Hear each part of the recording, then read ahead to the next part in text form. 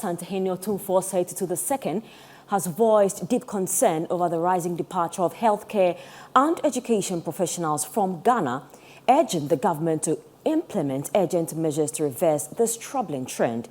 He also calls for decisive action against illegal mining, drawing attention to his own efforts in destooling chiefs involved in the menace. Citi News's Middle Belt Bureau Chief Edward Opomafu has more in the following report. Numerous professional bodies in the health and education sectors have reported a significant exodus of their members from Ghana, potentially creating a substantial void in the country's talent pool. The Asantehene views this brain drain as a modern form of colonization, expressing worry and calling on the government to swiftly address the issue. Speaking at the 57th congregation at KNUST, he emphasizes the need for sustainable measures, including job creation through entrepreneurship. Our country is facing enormous challenges that demand our immediate attention and collective action, from the economy to the environmental, climate change, and the exodus of our professionals in the health and educational sectors. So, we must wholeheartedly recognize the need to unite in our quest to ensure sustainable solutions for the betterment of our nation. So, one of the most current challenges confronting our nation is the pervasive phenomenon known as brain drain. It is without a doubt a disheartening spectacle to bear witness to a substantial exodus of our health professionals, teachers, and graduates, all departing our shores in pursuit of more promising opportunities abroad. So, this exodus, at its core, resembles a modern form of colonization, where the very minds and intellects that ought to nurture and lead our nation are choosing to depart. The departure of our potential leaders and talents, who should be actively contributing to the growth and development of our country, raises a formidable challenge.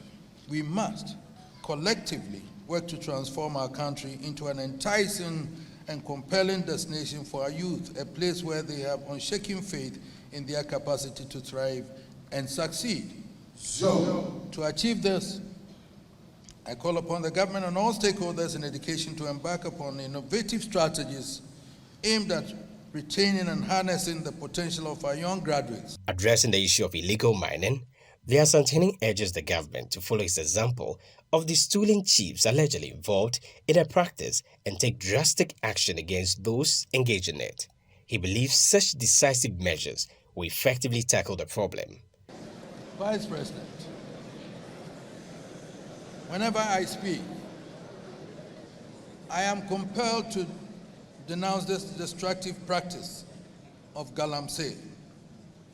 Though the government has achieved some level of success, the menace is still a pervasive problem, inflicting severe damage on the environment and the water bodies, resulting in a surge in waterborne diseases, skin infections, and horrid deformities among our people.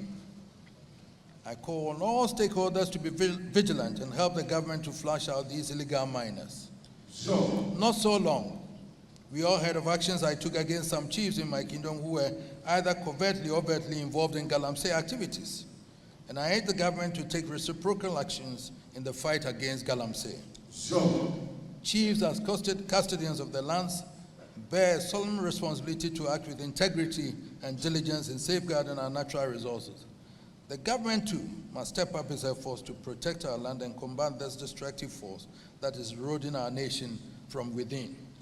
In response to the challenges posed by the Akosombo Dam spillage, Otumfuo II advocates for serious actions to combat climate change, especially concerning water resources. He emphasizes the importance of disaster management for preparedness during such incidents. The recent spillage at the Akosombo Dam serves as a stark reminder of the delicate balance we must maintain between development and environmental preservation. The spillage at the Akosombo Dam has not only affected the lives and livelihood along the Volta River, but also posed a significant threat to our public health as a nation. This highlights the urgency with which we must address climate change and its impact on our water resources. And I want to entreat my venerable professors in this university to lead the charge. As we grapple with the consequences of this event, it becomes imperative for us to unite and face the challenges that lie ahead. It is a call to action for us to invest in sustainable practices, promote water conservation, and explore alternative energy resources. So, again, the Akosombo Dam spillage underscores the importance of effective disaster preparedness and response mechanisms. So, this includes early warning systems, robust evacuation plans, and support structures for those affected. In the spirit of unity and resilience, let us come together to support the communities affected by the Akosombo Dam spillage. Vice President Dr. Mahamudu Bawumia, also present at the event, advises the Ghana Revenue Authority to leverage the linkage of the Ghana card and tax identification number for tax collection.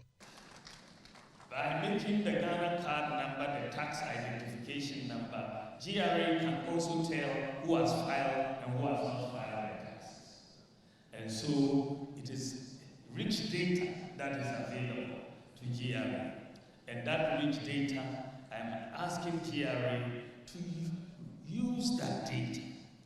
It is a very lazy approach to go and keep looking for taxes for people who are paying taxes already, when you could look at those who are not paying taxes, which is the vast majority. And they should be the ones that GRA should be focusing on. If they pay a little, the vast majority, we will get a lot more revenue without the need for any increases in taxes. So I'm admonishing GRA. I'm saying that the data is available now that we have put this together. You can tell who has not filed. Give your bonuses on the basis of how many new taxpayers your people can bring into the net. I think it will help Ghana better. He criticizes what he calls as the GRA's lazy approach and highlights the government's achievements in digitalization, announcing plans to issue a Ghana card number to every child born in Ghana from December 2023. Dr. Bawumia further outlines the introduction of a credit scoring system based on Ghana card data, promoting low interest rates for diligent loan repayment and increased access to loans, which is expected to start next year.